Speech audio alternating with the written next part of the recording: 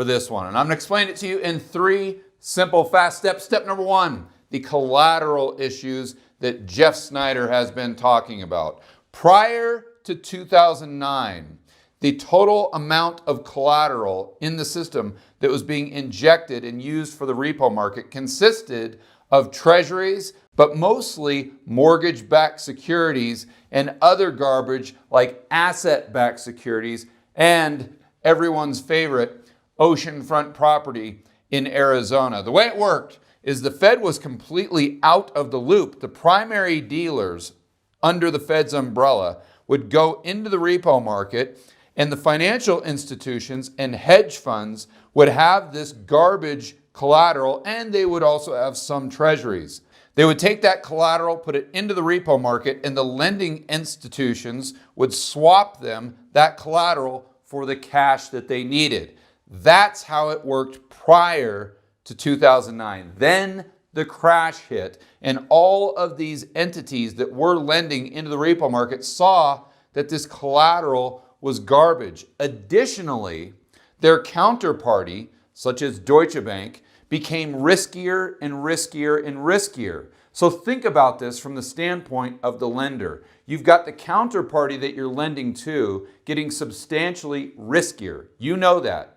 And the collateral that used to be used, you don't want to touch with a 10-foot pole. You've got to assume that they're going to default, so the only thing that you're willing to take now are treasuries. So even though the total pie, the total amount of collateral available didn't change, the amount of collateral that was accepted by the lending institutions decreased dramatically, although the government has been running trillion-dollar deficits, supplying a lot more treasuries to the market itself.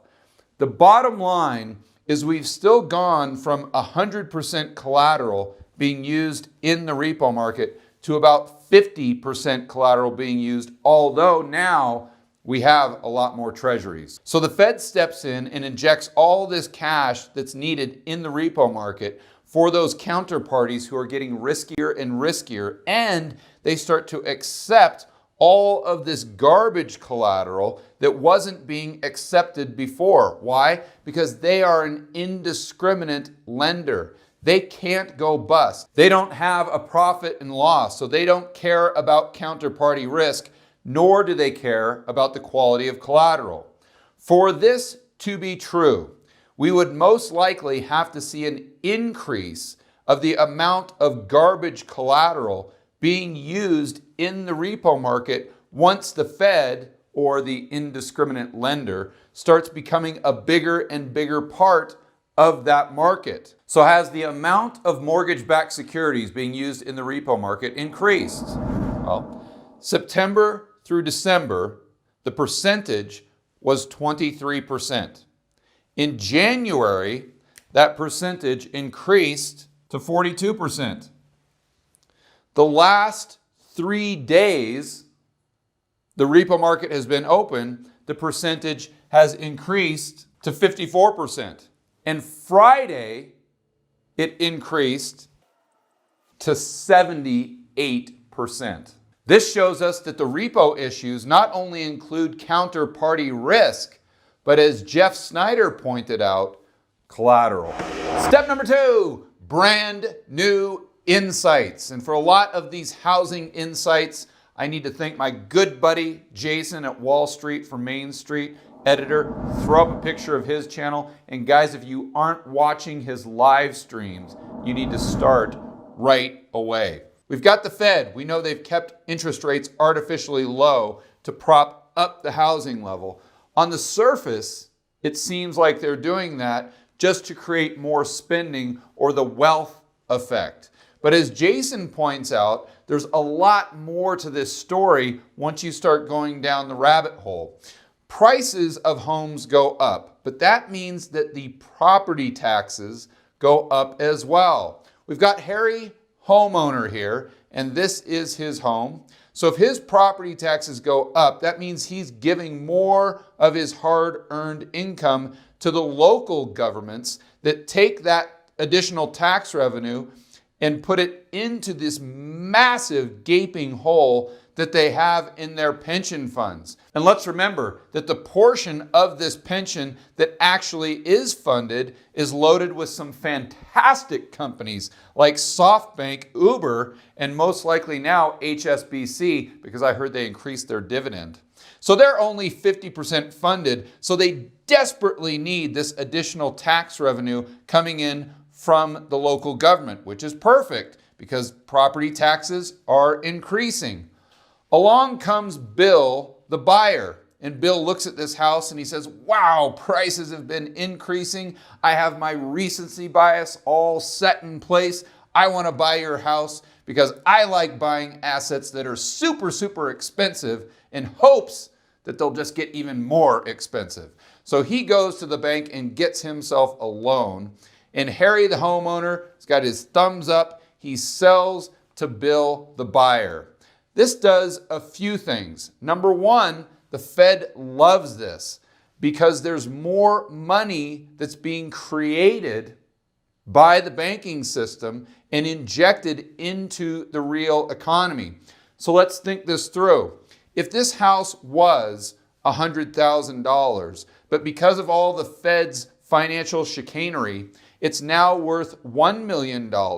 That's an additional $900,000 that's been created by the banking system, injected into the real economy to stoke the inflation that the Fed wants to produce to bail out the government and its $23 trillion in debt. Additionally, the federal government gets an extra $180,000 of capital gains tax from Harry because his house went from $100,000 to $1 million, while at the same time, the local government was getting an extra $9,000 a year because of the increase in property taxes. Oh, but wait, there is more. Jason outlines this beautifully on his live stream, but I'm going to take it a step further. I'm going to go deeper down that rabbit hole.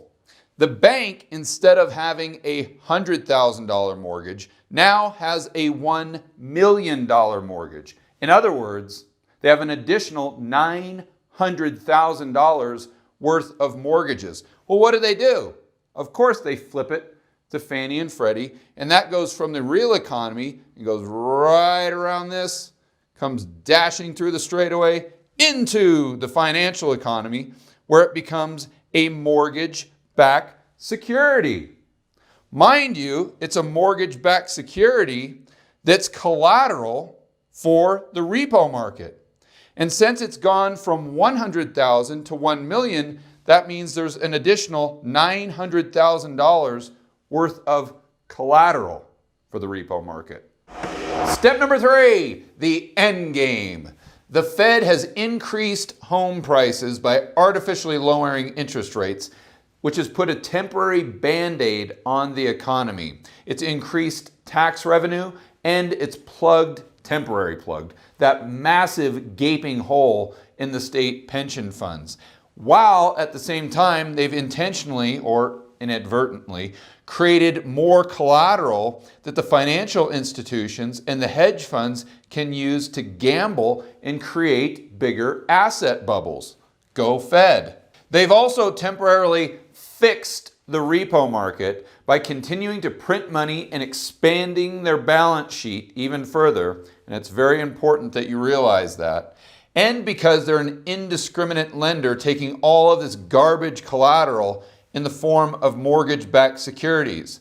They're really transitioning into a new model that's very much like the Bank of England. And I say that because the Bank of England is their repo market. They don't do it like this, where the financial institutions and the hedge funds take collateral, pledge it into the repo market, and other private entities give them cash for that collateral. They are the repo market. So all the primary dealers or the financial institutions, hedge funds over on that side of the pond, they don't go into the market to transact with one another. Every single transaction is done by the Bank of England.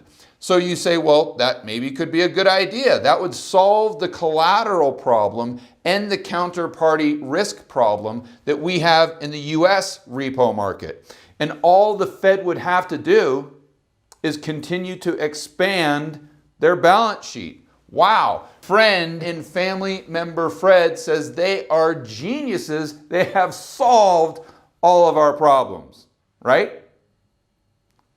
Not so fast. Let's look at a chart of the Fed's balance sheet. It starts in 2008, goes to 2020. When they start QE, their balance sheet, of course, goes through the roof. And it continues to go up through quantitative easing 2 and 3, and then starts to drop slightly when they reverse course and go into quantitative tightening. But now it's expanding again because of their interventions in the repo market. And this is a very big deal. Editor, throw up that chart of quantitative easing versus the yield on the 10-year Treasury. Every single time the Fed expands their balance sheet, interest rates on the 10-year go up. If there's a correlation between the Fed increasing their balance sheet and interest rates in the real economy going up, then we'd naturally see the opposite play out when they start quantitative tightening or reducing the size of their balance sheet. Editor, go ahead and throw up that more recent chart of 10-year interest rates. Notice what rates did when the Fed started QT and what happened to rates when the Fed reversed course and started to expand their balance sheet again to paper over the repo market blow up. It's obvious when the Fed increases their balance sheet, or BS, whichever you prefer, rates in the real economy actually go up. This is a huge problem. Going back to step number 2, when home prices went up, that had that trickle-down effect that actually saved, temporarily, the real economy. But if rates go up, home prices go down, tax revenue goes down, pension funds blow up, and the real economy comes collapsing in on itself. The problem is if the Fed doesn't increase their balance sheet, then the repo market blows up. They lose control over the short end of the yield curve, which does what? It has the exact same effect by collapsing the economy. The Fed has painted themselves into a corner where anything that they do will exacerbate the problem. The bond market has called the Fed's bluff, and this, in my opinion, is the end game. For more content that'll help you build wealth and thrive in a world of out-of-control central banks and big governments, check out this playlist right here, and I will see you on the next video.